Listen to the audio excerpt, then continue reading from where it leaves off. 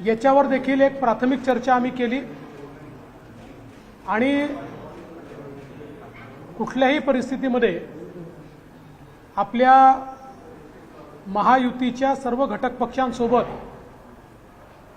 ही विधानसभा कशी निवडून येता येईल या संदर्भातला एक रोडमॅप आम्ही तयार केला आहे आणि याच सोबत आता लवकरच घटक पक्षांसोबत देखील चर्चा करून आणि अत्यंत मजबूतीनं आपल्याला निवडणुकीत कसं पुढे जाता येईल या संदर्भातली सगळी कारवाई ही येत्या काळामध्ये आम्ही करणार आहोत। आज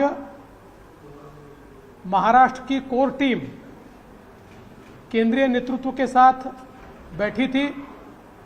इस बैठक में हम लोगों ने विशेष रूप से महाराष्ट्र का जो परिणाम आया इस पर विस्तार से चर्चा की।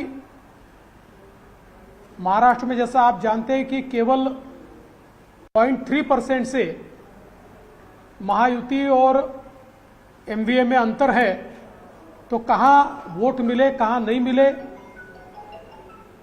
कहाँ परेशानी हुई, कौन सी करेक्टिव एक्शंस लेनी चाहिए, ये सारी बातों पर विस्तार से चर्चा हुई। उसके साथ साथ आगे में विधानसभा की रणनीति क्या होनी चाहिए उसकी ब्लूप्रिंट पर एक हमने चर्चा की।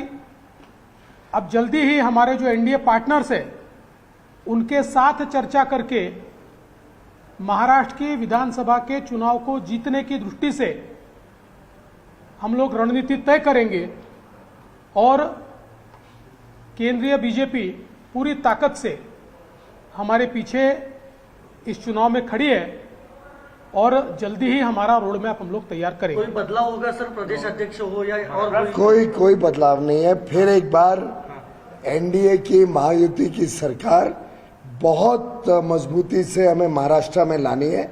किसी प्रकार का कोई बदलाव का सिलसिला नहीं। बहुत धन्यवाद। बहुत त्यामुळे देवेंद्र फडणवीस यांच्यासह महाराष्ट्रातल्या प्रमुख कोर कमिटीच्या उपस्थितीत दिल्लीतल्या भाजपच्या केंद्रीय नेतृत्वाची बैठक संपली आणि त्यानंतर माहिती देताना सांगितलं निवडणुकीतला लोकसभा निवडणुकीतला पराभव एवढंच नाही तर आगामी विधानसभेचा काही रोडमॅप यावर सुद्धा चर्चा झाली। तुर्तास कोणताही खांदेपालट संघटनात्मक बदल भारतीय जनता पक्ष महाराष्ट्रात होणार नाही असं या बैठकीत निश्चित करण्यात आल्याचं कळतं। या क्षणाची महत्त्वाची अपडेट नवी दिल्लीतून महाराष्ट्राच्या संदर्भातली भारतीय जनता पक्षाची एक महत्त्वपूर्ण बैठक राज्यातल्या सर्व प्रमुख नेत्यांची दिल्लीतल्या केंद्रीय नेतृत्वासोबत होती आणि यात महाराष्ट्रात तुर्तास कोणताही संघटनात्मक बदल करायचा नाही असा निर्णय झाल्याचं कळतंय।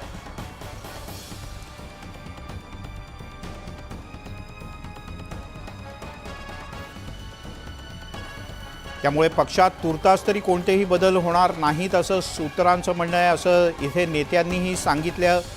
पण अधिक सविस्तरपणे बोलायचं नेत्यांनी टाळलं।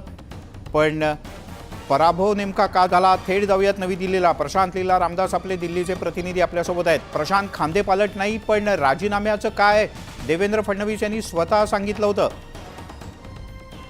प्रशांतशी संपर्क तुटला आहे पण पुन्हा त्यांच्याशी संपर्क साधण्याचा प्रयत्न करूयात। पण देवेंद्र फडणवीस यांनी मागे दिल्लीतल्या शपथविधीच्या काही काळ आधी पुन्हा एकदा प्रशांतशी आपला संपर्क झालेला आहे। प्रशांत, माझा आवाज पोहोचतोय? प्रशांत, देवेंद्र फडणवीस यांच्या राजीनाम्याचं काय, त्यांनी जबाबदारी मला संघटनात्मक द्या असं म्हटलं होतं आणि खांदेपालटाचं काय राज्यातल्या संघटनात्मक बदलाचं? फडणवीसांचा नुकतीच प्रतिक्रिया दिली आहे। फडणवीसांनी स्पष्ट केलं आहे की राज्यामध्ये कुठलेही बदलाव होणार नाही, कुठलाही चेंज होणार नाही आणि विधानसभा निवडणुकीच्या संदर्भात जोराने तयारीला लागा आणि आमच्या मागे संपूर्ण केंद्रीय जे नेतृत्व आहे आमच्या पाठीशी उभं आहे अशी प्रकारची प्रतिक्रिया देवेंद्र फडणवीस यांनी जी बैठकीनंतर दिली आहे। त्यामुळे असं म्हणावं लागेल की साधारणतः राज्यामध्ये कुठलाही बदलाव होण्याची शक्यता नाही। मिलिंद, बर, पण त्यांनी जे म्हटलं होतं की मला सरकारमध्ये नाही तर संघटनेत काम करायचं आहे, संघटनात्मक बदल अन्य काही नसतील पण काही जबाबदाऱ्या अन्य निश्चित करण्यात आल्या आहेत, काही सांगितलंय? या संदर्भात जेव्हा त्यांना विचारलं आम्ही की राज्यामध्ये कुठले बदलाव होऊ शकतात का, या संदर्भात त्यांनी स्पष्ट नकार दिला आहे. त्यांनी म्हटलंय की राज्यात कुठलाही बदलाव होणार नाही. याचा अर्थ असा होतो की ज्या संघटनात्मक ज्या जबाबदाऱ्या आहेत त्या जबाबदाऱ्या जशाच्या तशा राहतील आणि त्यातही देखील कुठला बदलाव होणार नाही असं देखील त्यांनी स्पष्ट केलेलं आहे. प्रशांत, तूर्तास धन्यवाद या सगळ्या माहितीबद्दल. त्यामुळे देवेंद्र फडणवीस यांच्या समर्थकांनी काहीसा सुटकेचा निश्वास सोडलाय.